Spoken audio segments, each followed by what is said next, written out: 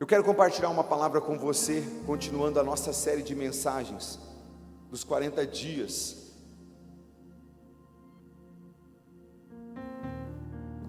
Eu quero hoje compartilhar com você sobre o tribunal do Sinédrio. Tribunal do Sinédrio. Nós estamos mergulhando nesses 40 dias sobre os 7 julgamentos de Jesus. Os 7 julgamentos de Jesus. As 7 vezes que Jesus foi foi julgado antes da crucificação. E hoje nós temos meditado nesse tema, pensando sobre o que farei com Jesus. Por que nós estamos pensando sobre isso? Porque essa foi uma das falas, a fala de Pilatos em Mateus, capítulo de número 27, verso de número 22. Pilatos, quando está ali no meio da multidão que acusava Jesus, apontava Jesus, Pilatos olha para aquela multidão e fala assim: que farei então com o Jesus chamado Cristo? E aquela multidão dá o decreto: crucifica-o. E por que a gente está pensando sobre o que farei sobre Jesus? Porque todos nós em algum momento somos chamados a tomar uma decisão sobre Jesus. Nós podemos tentar evitar, terceirizar, ignorar, mas sempre volta a pergunta: o que farei com Jesus? Talvez nós ouvimos essa pergunta diariamente. O que nós estamos fazendo com Jesus? Nós falamos há 2 semanas atrás sobre o tribunal de Anás, falamos sobre o julgamento de Caifás, e hoje nós vamos falar sobre o julgamento do Sinédrio. Mas eu quero que você entenda, eu quero que você compreenda, que a pergunta para nós sempre vai ecoar: o que eu vou fazer com Cristo na minha vida? Sabe, eu quero conduzir você para o Evangelho segundo escreveu Lucas, capítulo 22, o verso de número 66 ao 71. Se você tiver com a tua Bíblia aberta aí, Evangelho segundo escreveu Lucas, capítulo 22, o verso de número 66 ao 71. Você pode acompanhar também aqui no telão, eu vou ler com você. Diz assim a palavra de Deus, Evangelho segundo escreveu Lucas, capítulo 22, versos 66 ao 71. Logo que amanheceu, reuniu-se a assembleia dos anciãos do povo, tanto os principais sacerdotes como os escribas, e conduziram ao sinédrio, onde lhe disseram: se você é o Cristo, diga-nos. Então Jesus lhe respondeu: se disser, vocês não vão acreditar, e se eu perguntar, vocês não me darão resposta. Desde agora o Filho do Homem estará sentado à direita do Deus Todo-Poderoso. Todos perguntaram: então você é o Filho de Deus? E Jesus respondeu: vocês dizem que eu sou. E eles disseram: que necessidade ainda temos de testemunho? Porque nós mesmos ouvimos o que ele falou. Palavra de Deus para os filhos e filhas de Deus. Quem está comigo, diga amém. Querido, preste minha atenção. Esse julgamento está fundamentado em 3 perguntas. 3 perguntas.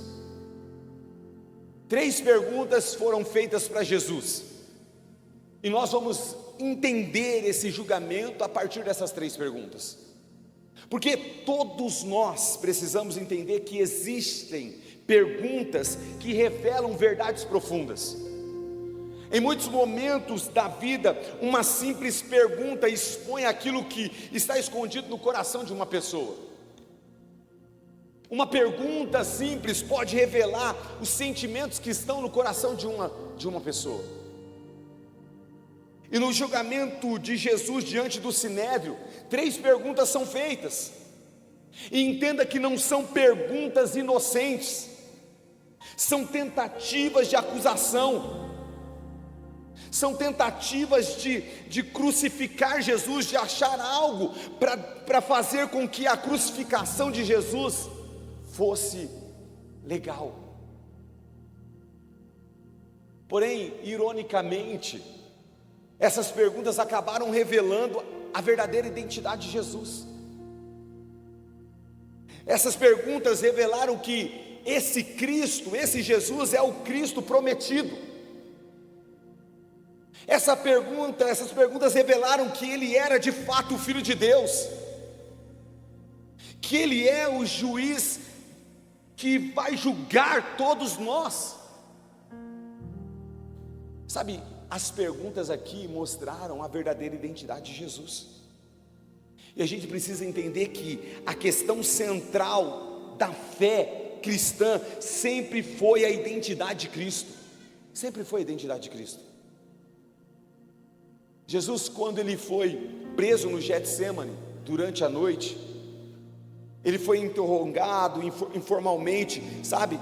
Mas depois que amanheceu, ele é levado para esse tribunal, o tribunal do Sinédrio, que é o supremo tribunal religioso de Israel. É os famosos homens da capa preta. É aqueles que deveriam ter um juízo justo, mas não fizeram, não tiveram, não agiram assim. O objetivo desse julgamento aqui, querido, não era descobrir a verdade, mas era condenar Jesus. Esse julgamento aqui, que faz parte do cenário religioso da época de Jesus, não tinha o objetivo de descobrir se de fato Jesus era o Filho de Deus ou não. Eles estavam procurando algo para de fato condenar Jesus. Entenda o seguinte: o processo contra Jesus foi conduzido com um só objetivo: de produzir acusações que justificassem a sua execução. Não tinha outra realidade, não tinha outra intenção. O objetivo era ter provas, procurar provas, com o objetivo de executar Jesus. Mas é interessante que mesmo diante, sabe, desse tribunal injusto, Jesus revela quem realmente Ele era. Jesus não escondeu a identidade dele, Jesus não se escondeu por trás do medo, Jesus não se escondeu por trás das acusações, não, Jesus, Ele revelou verdadeiramente quem Ele era. Por isso, nós vamos mergulhar em quem é Cristo diante dessas três perguntas propostas pelo texto. Quem é Cristo? A primeira pergunta está no verso número 67, aonde os religiosos olham para Jesus e falam: se você é o Cristo, diga-nos. O significado dessa pergunta, querido, era saber se de fato ele era o Messias. Cristo, o Messias, o ungido, o prometido das Escrituras, aquele que deveria vir. Aqueles religiosos estão questionando: você é aquele que nós estávamos esperando? Você é aquele que nós estávamos aguardando? Você é aquele que o profeta Isaías, ele declara lá em Isaías capítulo de número 9, verso de número 6, quando o profeta Isaías, ele declara a respeito do Messias, Isaías 9:6, ele diz assim: porque um menino nos nasceu, um filho se nos deu, o governo está sobre os seus ombros, e o seu nome será maravilhoso conselheiro, Deus forte, Pai da eternidade, príncipe da paz. Ele estenderá o seu governo e haverá paz sem fim sobre o trono de Davi e sobre o seu reino, para estabelecer e para firmar com juízo e com justiça, desde agora e para sempre. Sabe, a pergunta aqui está se fazendo menção se de fato Jesus era o Salvador, o Messias, aquele que viria. Mas nós sabemos e temos clareza que o Sinédrio, esse tribunal, queria que Jesus afirmasse isso, não para se render a Ele, não para se prostrar diante dEle, mas para acusá-lo. Para acusá-lo. Eles não estão buscando a verdade, eles estão buscando a condenação. E nós precisamos entender que existem pessoas dessa forma, e nós não podemos ser como o Sinédrio, aqueles que não buscam a verdade, mas que buscam uma conveniência para viver uma vida distante da realidade de Deus. O sinédrio não está buscando a verdade, o sinédrio está buscando uma realidade para acusar Jesus e para manter o seu controle religioso na época. O sinédrio não quer saber se de fato Jesus é o Messias, não, ele quer acusar Jesus. E quantas vezes nós caímos nesse erro? Quantas vezes nós não queremos enxergar a verdade que está diante dos nossos olhos? Quantas vezes nós não queremos enxergar a realidade do cenário da nossa casa, da nossa família?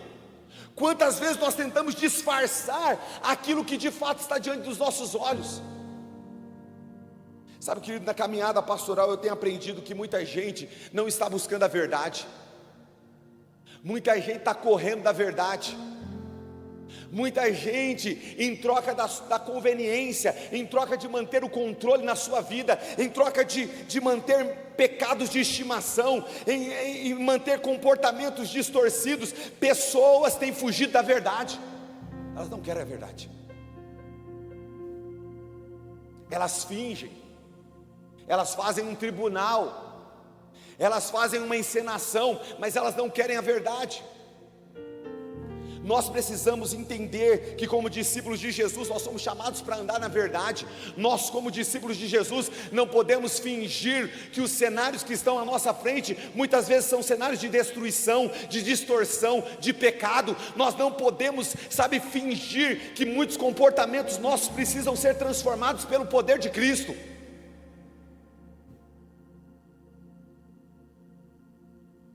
Tem acontecido isso. Esse sinédrio aqui está cheio de incredulidade. E deixa eu te falar algo aqui. A incredulidade muitas vezes não nasce da falta de evidência, mas pela resistência do coração. Fala para quem está do teu lado aí. A incredulidade muitas vezes não nasce pela falta de evidência, mas pela resistência do coração. Ah, pastor, que isso? É verdade isso? Como assim a incredulidade nasce pela resistência do coração? Ei, é só você olhar para o Salmo 95, verso número 7 ao 11, quando o texto diz assim, Ele é o nosso Deus, e nós, povo do seu pasto, e ovelha da sua mão. Hoje, se ouvirdes a sua voz, não endureçais o coração como em Meribá, como no dia de Massá, no deserto, quando os vossos pais me tentaram, pondo-me à prova, não obstante terem visto as obras das minhas mãos. Durante 40 anos estive desgostado com essa geração e disse, é um povo de coração transviado, não conhece os meus caminhos, por isso jurei na minha ira, não entrarão no meu descanso. O problema aqui não é evidência, o problema aqui não é sinal, o problema aqui não é milagre. Esse povo que está sendo citado nesse texto, é o povo do deserto, é o povo que cruzou o Mar Vermelho, é o povo que viu água brotar da rocha, é o povo que andou com roupas e as roupas não se envelheceram, os seus calçados não se envelheceram, é o povo que comeu do maná, é o povo que tinha coluna de fogo para se aquecer e nuvem para se manter frio, é o povo que viu maravilhas, que viu um exército de Faraó ser derrotado pelas águas. Querido, esse povo tinha evidência, tinha sinal, tinha milagre, mas a dureza do coração deles levava eles a uma incredulidade. Entenda isso. Para pensar. Você imagina você, está casadinho aí, bonitinho, felizão, e aí você trabalha o dia inteiro, faz de tudo para trazer o bom e o melhor para sua casa. Chega na tua casa, você dá um beijo na sua esposa, abraça ela, traz flores para ela, leva ela para jantar à noite, e aí ela vira para você e fala assim, você não me ama.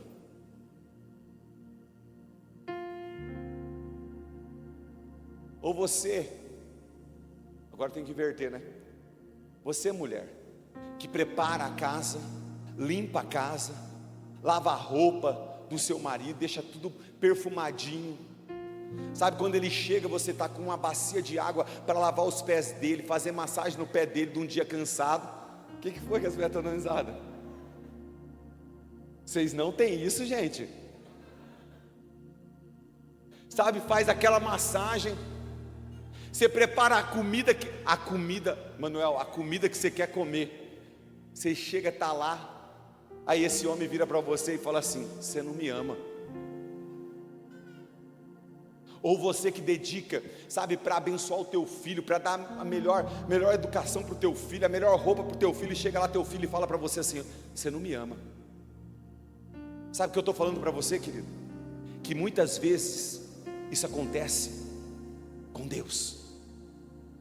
E preste bem atenção, não é por falta de evidências, não é por falta de sinais, mas é a dureza do coração. O sinédrio sabia quem ele era, o sinédrio viu com os seus próprios olhos, mas a dureza do coração deles impediu eles de se renderem ao Senhor. Querido, cuidado para que o teu coração não seja endurecido a ponto dos sinais estarem diante dos teus olhos, mas você não reconhecer Ele. E isso é uma realidade que vai acontecer nos nossos dias. O apóstolo Paulo, em 2 Coríntios capítulo 4, verso número 4 ao 6, ele fala assim: nos quais o Deus deste mundo cegou o entendimento dos descrentes, para que não lhes resplandeça a luz do evangelho da glória de Cristo, o qual é a imagem de Deus. Porque não pregamos a nós mesmos, mas a Jesus Cristo como Senhor, e a nós mesmos como servos de vocês, por causa de Jesus. Porque Deus, que disse: das trevas resplandeça a luz, Ele mesmo resplandeceu em nosso coração para a iluminação do nosso conhecimento da glória de Deus na face de Jesus Cristo. O que Paulo está falando para nós aqui? Paulo está falando assim: vai ter muita gente cega. O Deus deste século, o Deus deste mundo vai cegar o entendimento deles, e não vai ter sinais, não terá maravilhas, não terão efeitos sobrenaturais que tirarão as escamas dos olhos deles, porque o coração deles está endurecido. Ei, querido, há muitas pessoas que perguntam a respeito de Jesus, mas elas não querem saber quem é Jesus de verdade. Muitas pessoas não querem saber por quê? Por quê, pastor? Porque muitas vezes essas pessoas, elas vão ser confrontadas nas suas opiniões, vão ser confrontadas nos seus comportamentos, vão ser confrontadas nas suas realidades, no cenário, na forma que está conduzindo a sua vida, e elas não querem essa verdade. Elas não querem essa verdade. Querido, deixa eu te falar algo aqui. Cristo não deixou espaço para neutralidade, ou você é ou você não é. A segunda pergunta do Sinédrio, no verso 70 é: então você é o Filho de Deus? E quando Jesus afirma que o Filho do Homem estará sentado à direita do Deus Todo-Poderoso, o Sinédrio entende o que ele está dizendo. Tanto é que entende que logo após eles falam: não precisamos de mais nenhuma testemunha. Eles sabem. E por que eu estou falando isso para você? Porque eu estou falando de pessoas que conheciam a Deus, conheciam as Escrituras, mas estavam com o seu coração endurecido. Então quando eles perguntam: então você é o Filho de Deus? Jesus olha para eles: vocês estão dizendo isso. E isso é uma afirmação clara da divindade de Jesus. É uma afirmação que Jesus está falando: eu tenho uma autoridade divina, eu sou o Filho de Deus. Timothy Keller, que é um escritor famoso, ele diz o seguinte: Jesus não deixou possibilidade de ser um bom mestre, ele reivindicou ser o Filho de Deus. Por isso que o escritor, ou melhor, o evangelista João, no Evangelho de João, no capítulo 1, verso número 1 ao 3, ele diz assim: no princípio era o Verbo, e o Verbo estava com Deus, e o Verbo era Deus. Ele estava no princípio com Deus. Todas as coisas foram feitas por intermédio dele, e sem ele nada do que foi feito se fez. Verso 10: o Verbo estava no mundo, o mundo foi feito por intermédio dele, mas o mundo não o conheceu.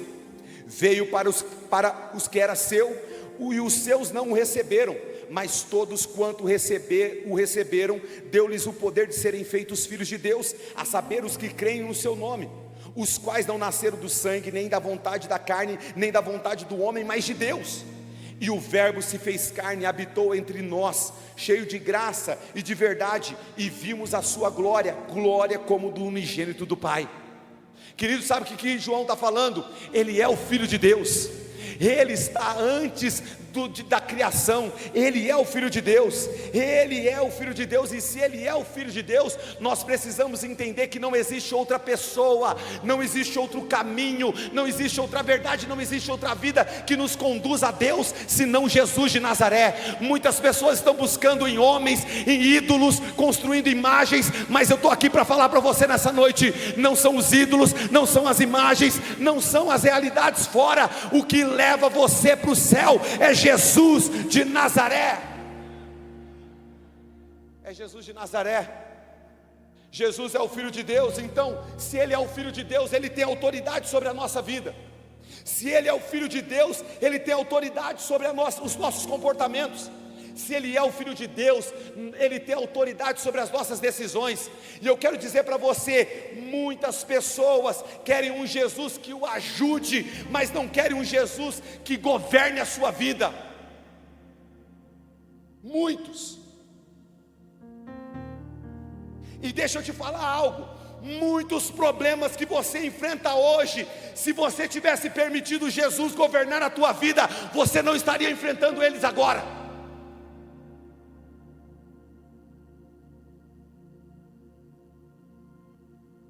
Entender que Ele é o Filho de Deus é entender a rendição que nós temos diante dEle. Entender que Ele é o Filho de Deus é entender que Ele tem o melhor para mim. A gente precisa parar de querer governar a nossa vida. Nós precisamos centralizar a nossa vida em Cristo. A verdadeira resposta do discipulado, do Evangelho para o Evangelho, a verdadeira resposta para o Evangelho é obedecer, seguir e se submeter.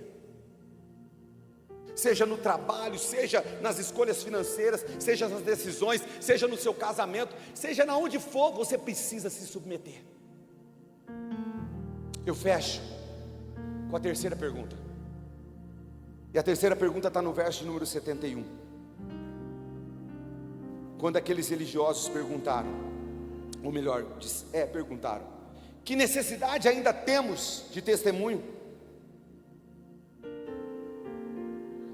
O Sinédrio acredita ter encontrado a acusação necessária, mas Jesus está mostrando para eles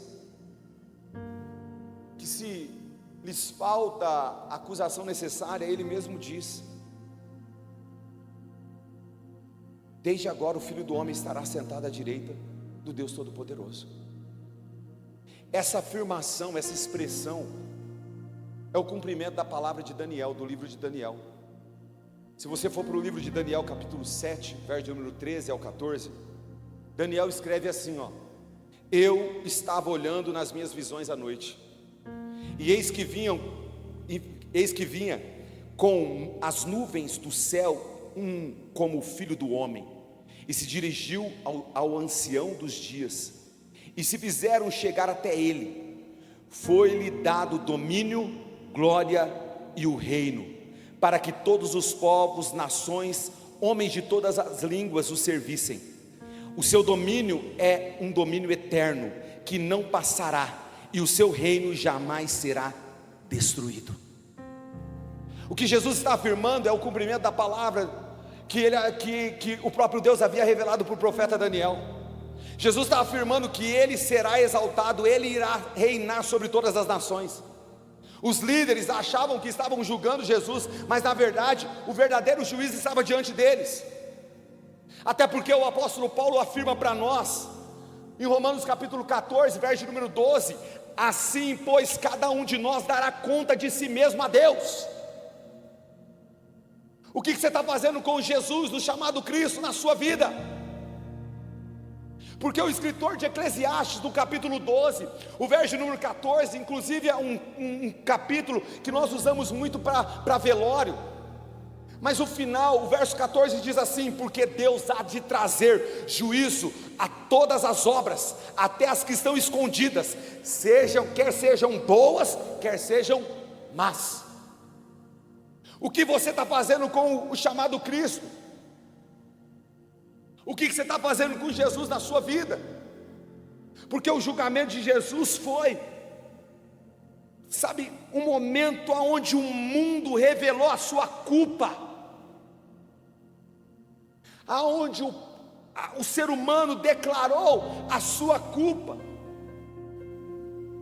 Ei, querido, todos nós um dia estaremos diante de Cristo. Alguns vão mais rápido, outros vão demorar um pouquinho mais, mas todos nós estaremos lá. Lá não haverá tribunal humano, lá não haverá advogado, porque o advogado que você tem hoje é Cristo, que está junto ao Pai advogando por você.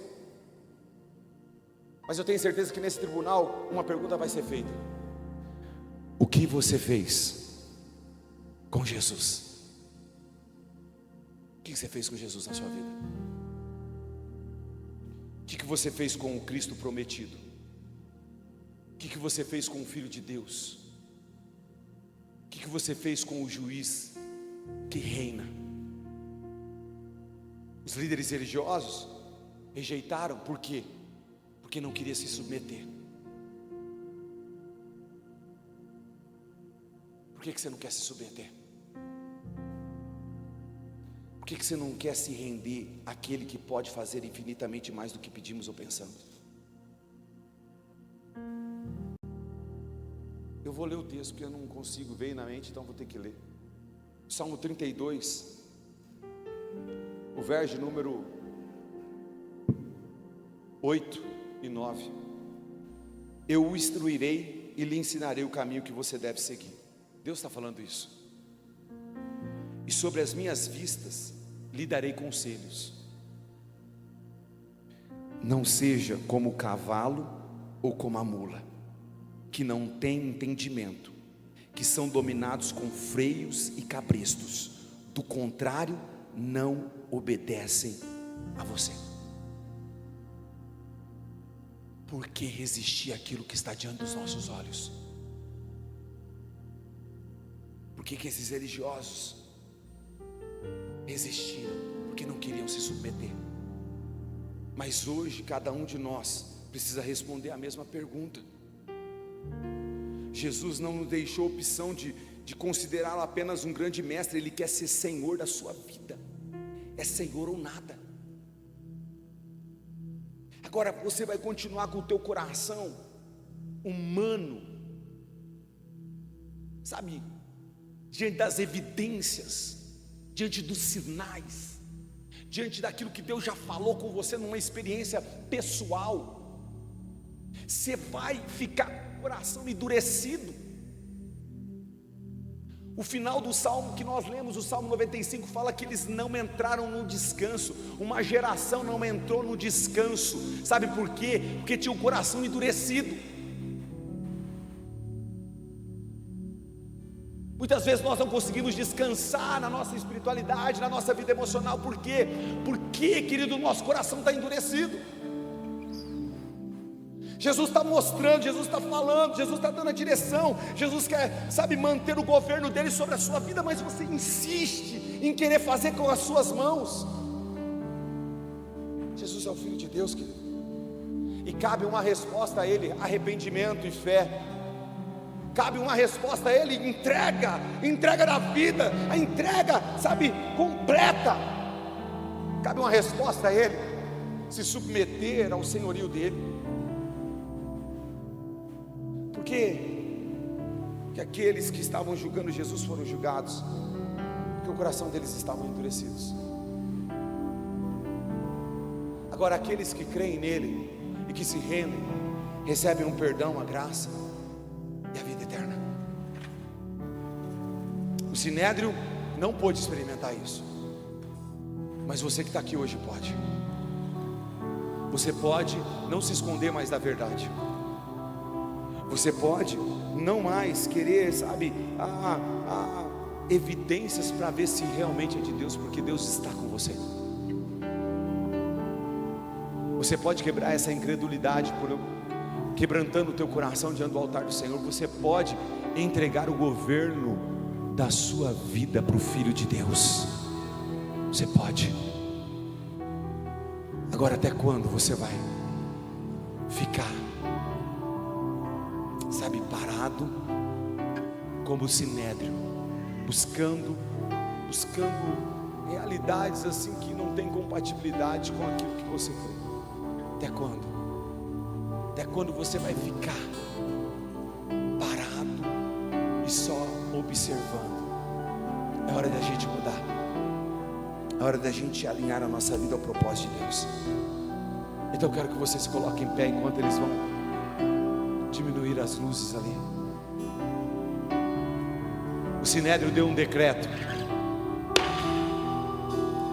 e o decreto do sinédrio não parou a voz que ecoa até hoje no meu e no seu coração.